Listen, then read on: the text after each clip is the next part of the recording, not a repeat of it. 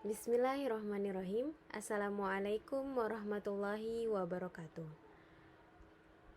Kami mahasiswa Sekolah Tinggi Ekonomi Islam SEBI, jurusan Manajemen Bisnis Syariah dari kelas Manajemen Bisnis Syariah 2019A, kelompok 1 akan mempresentasikan resiko implementasi manajemen dalam perusahaan minyak dan gas Timur Tengah dalam ujian akhir semester manajemen resiko. Alexander Lancer, rekan Institut Manajemen Resiko dan gelar kehormatan dalam manajemen resiko Universitas Caledonian Glasgow, Skotlandia, dalam perusahaan Meko.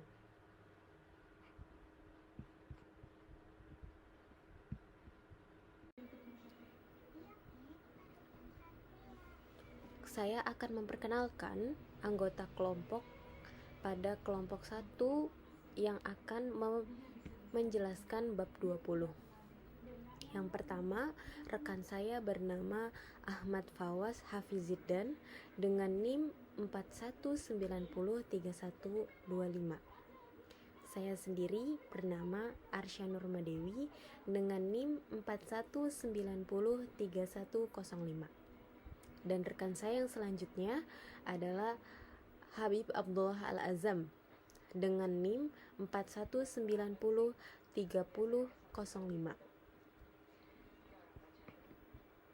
Saya Ahmad Fawaz Hafiziddan akan menjelaskan tentang latar belakang perusahaan Meko. Meko adalah perusahaan minyak nasional yang didirikan pada tahun 1940 ketika pemerintah Timur Tengah memberikan konsesi kepada sebuah perusahaan barat dalam preferensi untuk tawaran saingan dari berbagai perusahaan minyak di Timur Tengah.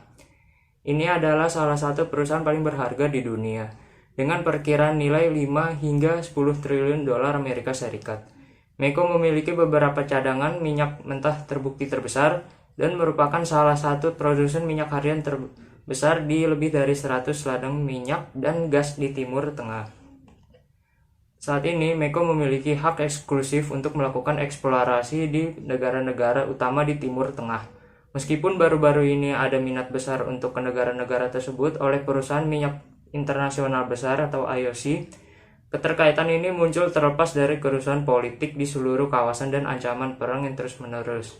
Selain itu, meskipun di masa lalu hanya ada sedikit ancaman dari IOC yang menerima hak untuk mengeksplorasi, baru-baru ini ada tekanan pada Meko untuk meningkatkan efisiensi karena tertinggal signifikan di belakang IOC. Meskipun memiliki hak eksklusif, ada juga kekhawatiran tentang cadangan yang semakin berkurang. Dan oleh karena itu, fokus utama dari organisasi adalah mengeksplorasi dan menemukan ladang minyak baru. Ini di samping keputusan strategisnya untuk mengekspansi melalui usaha-usaha baru, dari bermitra dengan perusahaan minyak internasional hingga mengakuisisi perusahaan asing. Berarti bahwa organisasi tersebut berada dalam keadaan perubahan yang besar. Menjadi organisasi yang dikelola oleh pemerintah, salah satu tujuan utamanya adalah menyediakan energi bagi penduduk negara-negara di mana ia beroperasi. Ini disediakan tanpa keuntungan. Baru-baru ini telah terjadi ledakan populasi bersamaan dengan peningkatan kepemilikan mobil dan rencana ekspansi negara, yang telah turunnya keuntungan dari Meko. Semakin banyak minyak yang dibutuhkan untuk dikirim ke negara-negara tempat ia beroperasi, semakin sedikit minyak yang harus dijual. Ini adalah alasan lain untuk keputusan untuk memperluas dan mengeksplorasi. Struktur Meko mencakup 5 lini bisnis yang masing-masing sekitar 5 wilayah administrasi. Setiap wilayah administrasi kemudian memiliki divisi dan di dalamnya ada departemen. Misalnya, mungkin ada lini bisnis jasa operasional yang memiliki wilayah administrasi jasa industri. Dalam layanan industri mungkin ada divisi kelautan dan divisi penerbangan, yang keduanya memiliki armada kapal atau pesawat terbang yang dikelola oleh berbagai departemen dalam divisi masing-masing. Ini memberikan indikasi ukuran potensial di divisi ini. Misalnya divisi kelautan dan divisi penerbangan adalah ukuran dari beberapa perusahaan kecil hingga menengah yang ada pada saat ini. Selanjutnya saya akan menjelaskan tentang faktor pendorong perusahaan untuk menjalankan manajemen risiko. Awal tahun 2006, setelah menyimpulkan studi tentang manajemen risiko perusahaan atau IRM, Komite Manajemen meminta agar tim IRM mengejar manajemen risiko proyek formal atau PRM sebagai percontohan di bawah upaya IRM dalam Departemen Manajemen Proyek. Lingkup percontohan dimulai pada tahun 2006 dengan penyelesaian percontohan pada Maret 2008. Sejak tahun 2006, tim IRM juga telah menindaklanjuti dengan bagian lain dari organisasi, seperti teknologi informasi dalam pengembangan dan penerapan manajemen risiko di dalam organisasi. Manajemen proyek dan TI mengumpulkan dokumentasi kebijakan dan prosedur yang ditandatangani oleh kepala divisi mereka, serta membentuk tim proyek di dalam departemen mereka. Tim-tim ini termasuk anggota penuh waktu dan beberapa anggota paruh waktu. Di kedua departemen tersebut dibentuk komite risiko yang terdiri dari anggota divisi serta kepala departemen yang bertanggung jawab untuk meningkatkan risiko yang dianggap di luar kendali mereka dan memastikan bahwa risiko yang ada telah dikelola. Dalam kedua kasus tersebut, tim proyek akhirnya beralih ke fungsi manajemen risiko di setiap departemen dan sekarang mulai terlihat aspek risiko lainnya seperti kelangsungan bisnis dan analisis risiko kuantitatif. Keberhasilan penerapan manajemen risiko dalam manajemen proyek dan departemen TI yang dilaporkan pada tahun 2009 sangat meyakinkan komite manajemen untuk menerapkan pendekatan IRM di seluruh perusahaan. Pendekatan seluruh perusahaan ini akan mencerminkan pendekatan yang diambil di dua departemen. Pada tahun 2009, CEO setelah mengumumkan dirinya sebagai Chief Risk Officer, menginstruksikan audit internal untuk memperjuangkan IRM dengan kewenangan khusus untuk mengidentifikasi risiko teratas perusahaan dari pendekatan bottom up, tetapi tanpa menggunakan konsultan. Setelah pekerjaan selesai, diharapkan tim proyek manajemen risiko akan kembali ke komite manajemen untuk melaporkan 10 risiko teratas. Pada awal 2010, audit internal membentuk tim proyek IRM yang terdiri dari 1 anggota penuh waktu dan 4 anggota paruh waktu. Semuanya diberi gelar auditor. Pada tahun 2011, mereka telah merekrut anggota penuh waktu kedua juga dengan judul auditor, sementara anggota paruh waktu berhenti bekerja di tim. Tim ditugaskan mengidentifikasi risiko teratas yang dihadapi perusahaan dari pendekatan bottom up. Pemimpin proyek mengakui bahwa harus ada semacam kerangka kerja, dan meskipun tidak menjadi bagian dari tanggung jawab, dia meminta tim untuk mempertimbangkan kerangka risiko yang dapat disarankan secara singkat kepada komite manajemen pada saat yang sama dengan presentasi. Dari 10 risiko teratas, dengan asumsi kesepakatan komite manajemen, kerangka risiko ini kemudian dapat diimplementasikan di kemudian hari sebagai bagian dari fase kedua. Penting untuk dicatat bahwa di Timur Tengah adalah hal biasa untuk melihat manajemen risiko duduk dalam audit internal. Hal ini terutama karena audit internal menjadi salah satu pertama terpapar konsep manajemen risiko serta fakta bahwa perusahaan audit besar melihat risiko sebagai cara untuk mengamankan lebih banyak bisnis dengan klien. Mereka akan menjual manajemen risiko sebagai audit. Fungsi pendekatan yang tidak disukai oleh perusahaan-perusahaan ini di Eropa, Asia, atau Amerika Utara diterima secara luas di Timur Tengah. Ini juga merupakan topik utama argumen antara manajer risiko dan perusahaan audit di konferensi IRM di seluruh wilayah. Selanjutnya, saya akan menjelaskan tentang bentuk penerapan manajemen risiko yang sudah dilakukan. Dan berikut adalah rangkuman dari kami. Yang pertama, dalam Departemen Teknologi Informasi. Nah, departemen ini, resiko utama Departemen Teknologi Informasi adalah serangan cyber yang kita sudah ketahui, yang sangat sangat fungsional jikalau fungsi server ini terancam dan dapat mempengaruhi operasional. Yang sudah dilakukan adalah yaitu ada sekitar 150 insiden peretasan setiap hari dan tidak semuanya berhasil dihentikan, tetapi sudah dilakukan untuk adanya pencegahan kayak gitu.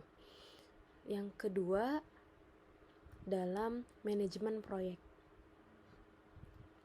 Manajemen proyek dengan memberi ARH sebagai hasilnya. ARH adalah Activity Risk Holder, yaitu perangkat lunak manajemen risiko yang memungkinkan risiko dan tindakan ditangkap di seluruh dunia. Yang ketiga, keuangan, di mana manajemen risiko keuangan melibatkan pembiayaan risiko. Yang dilakukan adalah dengan mengidentifikasi risiko dan aset yang bersifat diasuransikan dan memastikan bahwa semua asuransi tersedia.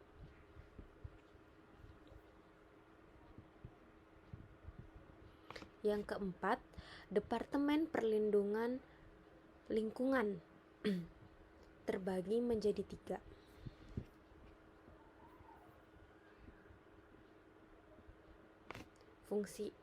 Departemen Perlindungan Lingkungan terbagi menjadi 3 fungsi utama. Yang pertama, lingkungan. Yang kedua, kesehatan kerja. Yang ketiga, kesehatan masyarakat. Ini menjadi fungsi vital dalam Departemen Perlindungan Lingkungan.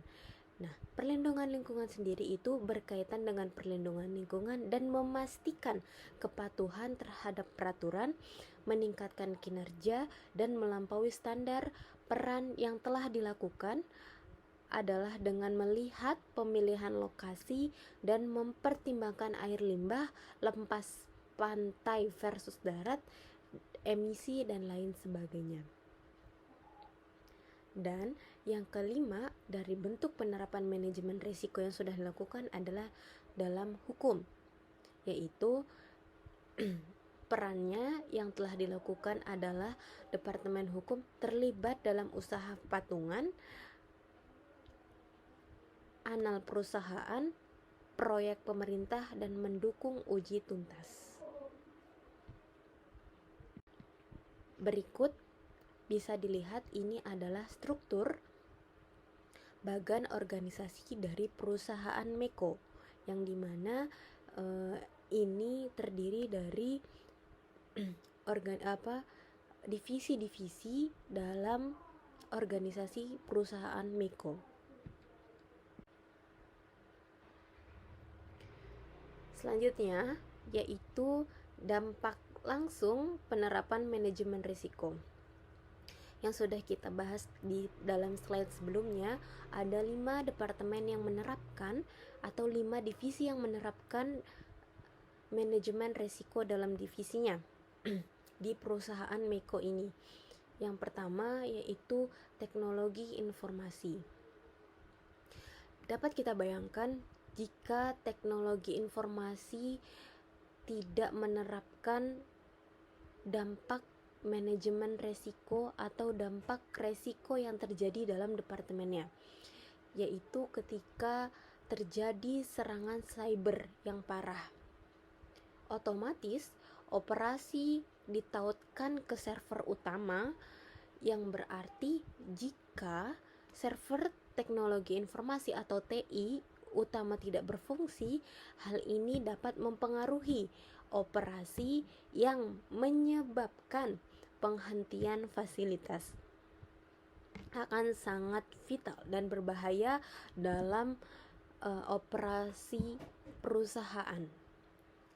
Yang kedua, Departemen Manajer Proyek atau Manajemen Proyek, yakni bahwa manajer telah bekerja keras untuk membangun perusahaan besar, database risiko yang dapat digunakan organisasi sebagai pelajaran untuk proyek yang akan datang atau untuk proyek masa depan, serta berfungsi mendukung pengambilan keputusan untuk keputusan proyek dan informasi. Makanya manajemen proyek mengambil atau menerapkan manajemen risiko di dalam divisinya, karena untuk mengambil keputusan-keputusan apa aja sih yang akan dilakukan di proyek selanjutnya atau di pada investasi yang akan dilakukan, seperti itu.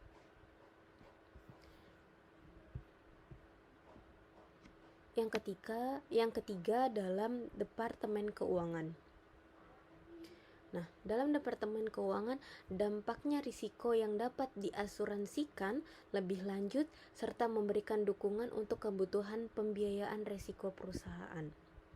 Jadi kan kita bisa bayangkan jika keuangan saja tidak punya manajemen risiko, akan bagaimana keuangan perusahaan kayak gitu. Pembiayaan perusahaan itu sendiri itu akan menjadi hal-hal yang sebaiknya bisa dilakukan di setiap perusahaan kayak gitu, dan harus memiliki manajemen risiko.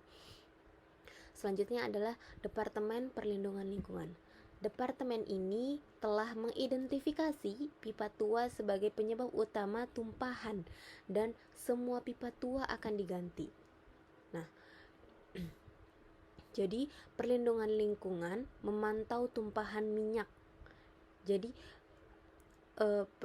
Departemen Perlindungan Lingkungan sudah mengidentifikasi pipa tua yang kalau tidak diganti akan menyebabkan tumpahan minyak. Karena kan kita tahu sendiri Meko ini adalah perusahaan minyak. Jadi ketika tidak pipa tersebut dari laut gitu menyambungkan, nanti pipa tersebut tidak diperhatikan, maka pipa tersebut akan menghasilkan tumpahan minyak yang banyak gitu. Kita akan bisa dapat membayangkan sendiri bagaimana tumpahan minyak itu mengotori lingkungan, yang otomatis akan mengotori lingkungan laut itu sendiri gitu kan. Dan itu sangat-sangat merusak lingkungan. Jadi departemen ini juga departemen yang sangat harus memikirkan bagaimana manajemen risiko dalam sebuah risiko kayak gitu, dan bagaimana dampaknya jika tidak dilakukan manajemen risiko. Dan salah satu yang sudah dilakukan yaitu dengan mengidentifikasi pipa tua sebagai penyebab utama, dan semua pipa tua itu akan diganti gitu. Masa penyebab utama tumpahan apa? Tumpahan minyak gitu kan. Karena kalau misalkan minyak itu tumpah mengotori laut, dan itu akan sangat beresiko. Seperti yang udah kita tahu, waktu itu pernah ada kapal yang tumpah minyaknya di Raja Ampat, dan itu sangat mengganggu atau merusak karang-karang atau merusak alam yang ada di dalam laut tersebut kayak gitu. Itu akan sangat berbahaya. Yang kelima yaitu dampak langsung yang telah dilakukan oleh Departemen Hukum. Nah, Departemen Hukum ini memainkan bagian yang sangat penting dalam kontrak, karena semua kontrak harus ditandatangani oleh Departemen Hukum. Dapat kita bayangkan bagaimana jika kontrak yang besar nominalnya, jika kontrak yang besar harganya, dan jika kontrak yang besar benefitnya itu tidak dapat dibatasi atau dilegalisasi oleh hukum, dan itu akan sangat berdampak pada proses kedepannya kayak gitu. Assalamualaikum warahmatullahi wabarakatuh. Saya Habibur Azam dengan nomor induk mahasiswa 4193005 akan menjelaskan faktor-faktor mengapa penerapan manajemen risiko di organisasi atau perusahaan tersebut berhasil atau tidak berhasil. Pendekatan manajemen risiko yang disatukan oleh tim proyek manajemen risiko pertimbangkan hal-hal seperti standar mana yang harus diadopsi dan bagaimana manajemen risiko akan mengalir melalui organisasi ISO. Dan keputusan akhirnya penghargaan tinggi terhadap ISO di wilayah Teluk yang akan mendukung penerapan manajemen risiko dalam jangka panjang. Dokumen kunci yang disusun adalah: pertama, kebijakan risiko; kedua, komite risiko; ketiga, model maturitas risiko; yang keempat, prosedur risiko; yang kelima, materi pelatihan risiko; dan yang terakhir, matriks maturitas risiko. Nah, yang pertama, kebijakan risiko. Audit internal telah memberitahu komite manajemen dalam rapat sebelumnya bahwa sulit untuk bertemu dengan komite manajemen, dan bahwa untuk menerapkan manajemen risiko, tim memerlukan akses ke badan menyeluruh yang dapat membuat keputusan atas nama komite manajemen.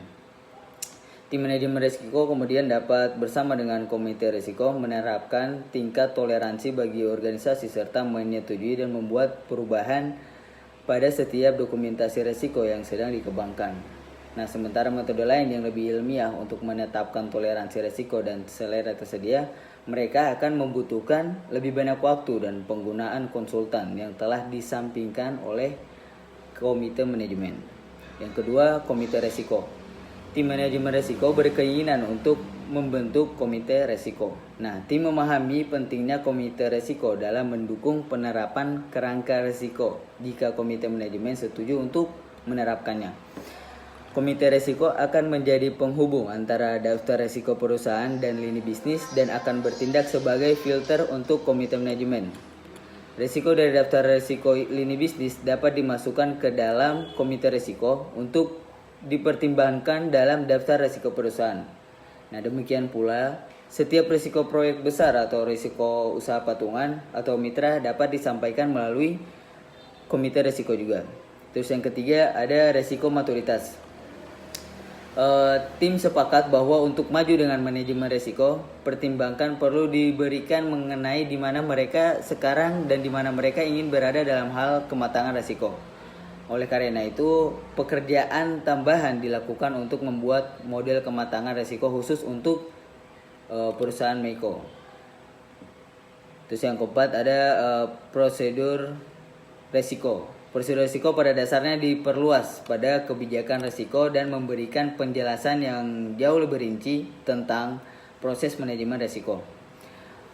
Prosedur tersebut juga dilengkapi dengan lampiran seperti struktur pelaporan, piagam komite risiko, kriteria penilaian yang diperluas pada ukuran matriks dan dikuantifikasi sampai batas tertentu, contoh daftar risiko dan contoh rencana tindakan. Terus ada materi pelatihan risiko.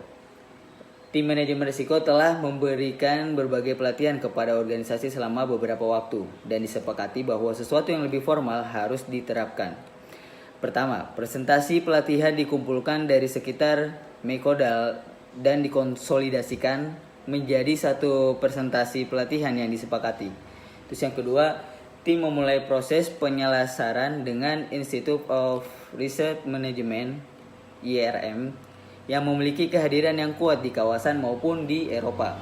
Idenya adalah untuk membuat pelatihan yang akan memberikan delegasi dengan sertifikat kehadiran dari IRM agar lebih menarik dan bermanfaat.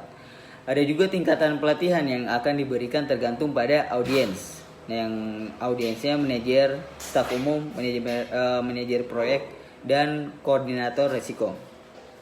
Terus yang terakhir matriks maturitas risiko.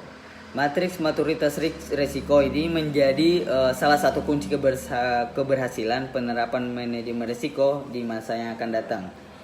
Dan ini akan memberikan persyaratan dan peta jalan untuk menerapkan manajemen risiko dengan sukses di seluruh organisasi berdasarkan model ISO. Ini menyediakan pendekatan 5 fase dengan persyaratan yang jelas dan praktis untuk kemajuan yang dapat diikuti oleh bagian manapun dari organisasi. Berdasarkan poin-poin dalam matriks, penilaian sendiri dilakukan untuk memetakan tingkat kematangan Meko saat ini. Nah, untuk untuk pertanyaan terakhir yaitu pelajaran apa yang dapat diambil oleh organisasi atau perusahaan lain yang juga ingin menerapkan manajemen risiko. Jadi manajemen risiko di Meko adalah proses yang panjang dan berlarut-larut karena sejumlah alasan. Alasan utama yang panjang adalah kurangnya ruang lingkup yang jelas, kurangnya otoritas, keterbatasan staf, budaya perusahaan yang lambat, dan penolakan terhadap perubahan. Manajemen risiko jika didekati dengan benar bisa berhasil jauh lebih awal. Hal ini tercermin dalam contoh perusahaan TI dan manajemen proyek di mana keberhasilan bergantung pada staf dan dukungan dari atasan. Manajemen perlu manfaat dan terlihat mendukung proses dalam organisasi seperti Meko. Dukungan dari atas sangat penting. Memiliki kerangka kerja di tempat yang dibeli oleh CEO kemungkinan akan meningkatkan peluang keberhasilan. Oke, sekian, terima kasih.